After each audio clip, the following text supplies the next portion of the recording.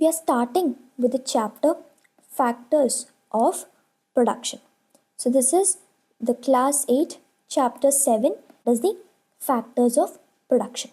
So, what are the factors of production? In the sense, what? It is the resources or the inputs used in producing the goods and services. So, for producing goods and services, the resources or the inputs which are used are called the factors of production, in the sense, the essentials of anything to produce. So for this, the businesses will combine the various inputs or the factors of this production to create the goods and services, to create economic activities. So they also perform the economic activities to engage people in economic activities. So basically, factors of production in a sense, it is resources or inputs used in producing goods. But who will be able to produce goods? The people who are involved in the business will be able to produce the goods and services by using the factors of production. So we have 4 factors of production, 4 types of factors of production. Those are the land, labor, capital, and entrepreneurship. And to combine all these things or to facilitate all these things, we need to have the technological advancement as well. So along with land, labor, capital, and entrepreneurship, we also need the facilitator, that is the technological advancement. So starting with the first factor of production, that is land. So land, in a sense, it is a natural resource. Not just that you will have a piece of land and you call it a factor. Along with that, we also need to have the natural resources like the soil, forest, water, air. All these things will also come under this factor of land, which includes the geographical land as well as the natural resources on it. So we've already seen about this in much detail in chapter 1, that is the natural resources and their use. So you can go through that as well for understanding it in a more deeply. Like we have seen the renewable resource, non-renewable resource, and all these things, and the natural resources on the how we use it for food and all these things. You can just give a quick review for that as well. So the businesses, what will they do? They will either purchase the land or they pay rent to use it for a period of time. If you have a piece of land and you wanted to set up a factory, either you can purchase that land or to take it for lease, say for suppose some 99 years. So it is equal to purchasing the land, but it is not like you are actually purchasing it. So in the same way, you can just pay the rent for it and use it for your purposes as well. So in this way, they'll be using the first factor of production, that is land. Moving to the next one, that is the labor.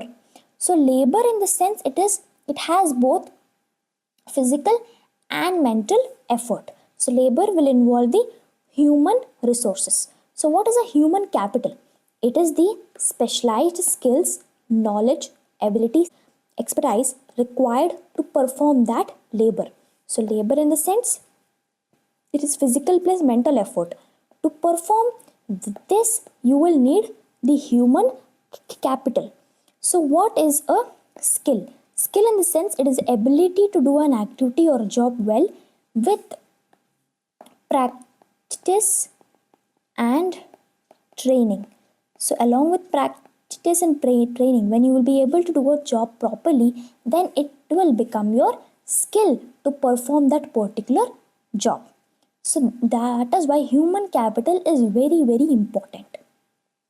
So what will facilitate the human capital? Proper education and training and also healthcare will facilitate the human capital.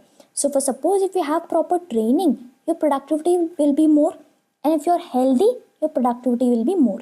So if you're working in an environment where you have a lot of pollution, your health will also deteriorate and your outcome or your productivity will also reduce. So these both factors are very, very important for a proper productive human capital. So in the Japanese concept, we call it the Kaizen, which means continuous improvement. So they applied this concept since the mid 1950s, and this has increased their standard of living. And Germany as well, you can take this as a case study that they have high quality industrial output. They have high quality industrial output because they have high value on punctuality, attention to every detail, and quality. So it is very, very important to adopt these features of both the Japanese concept and the Germany, that they work on minute details like punctuality and to improve their quality. And that is the reason why Germany is the global leader in technology and manufacturing, because they have used their human capital, they have narrowed the use of the human capital in a productive manner. And there are certain challenges to the human capital as well. First one is the literacy rate. So in India, as per the World Bank estimates to 2023, the adult literacy rate in male is 85%, while in female it is 70% in India. And another thing to note is in the Economic Survey of India 2024, they've observed that 65% of the people are below the age of 35. In the sense, we have younger people in India. So we have young individuals in India. So our productivity should naturally increase when we narrow down and increase the productivity by facilitating the human capital. So we have the population to perform the work, but we need skilled workers, and we have to create the environment to engage all these people into productive human capital. With this, we have completed the human capital. So next, moving to the other factor, that is the capital. Capital in the sense, they are the monetary resources or the durable assets. Durable assets in the sense, the machinery, tools, equipment, vehicles, all these things will come under the durable assets. While the monetary resource in the sense, it is money. So capital in the sense, it is investment. So if you want to perform a business, investment is very, very important. But where do you get the capital from? For suppose if you wanted to just open a small shop, then smaller investments will be enough. But if you wanted to set up factories or a group of industries and all these things, it requires larger investments. So for smaller investments, you can get your capital from your personal savings or from your friends and family. Or you can go up to the extent of bank loans as well for your smaller investments. But if you wanted larger investments, then you can opt for stock market. So companies, large companies, MNCs will go for stock market in the sense their shares are bought and sold.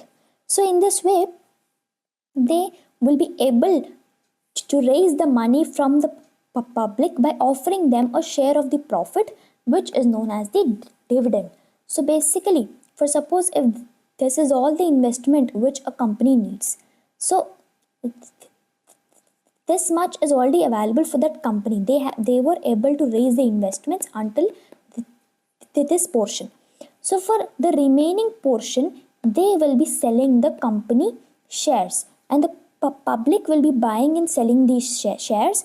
And if the company will get the profit, then they'll be sharing the profit with the shareholders in the form of dividend. So this is how the stock market will work. So for the smaller investments, you will go for your personal savings and from your friends and family. For the larger investments, you can either go for bank loans, or that is the companies will go into the stock market by selling their shares.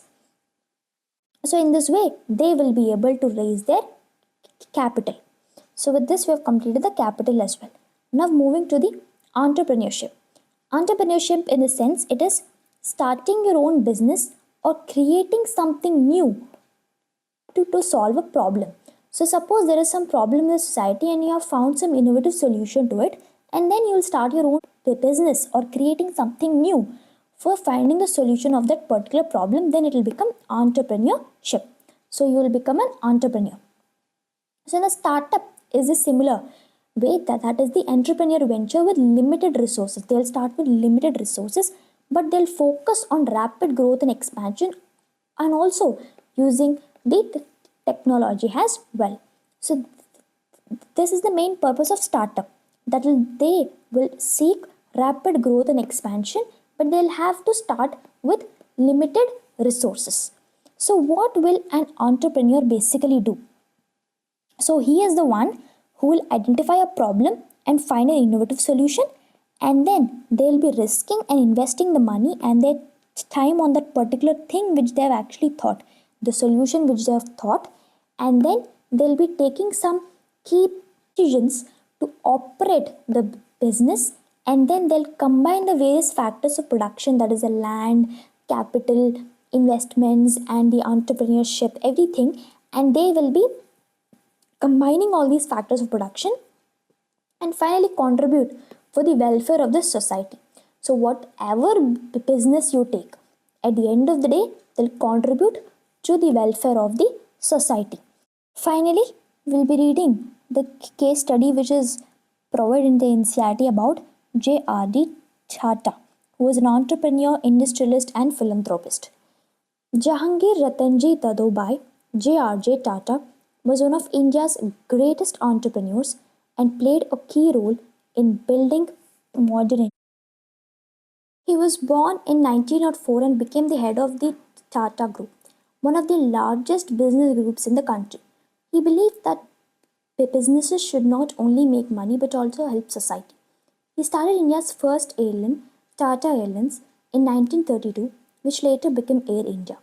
Under his leadership, the Tata Group expanded into many areas like steels, car, power, and chemicals. J.R.D. Tata was also known for caring about his workers and believed in providing them with good working conditions. He was a man of vision, hard work, and honesty. In 1992, he received Bharat Ratna, India's highest civilian award, for his great service to the nation. So, in the next part, we'll be starting with the technology and enabler of production.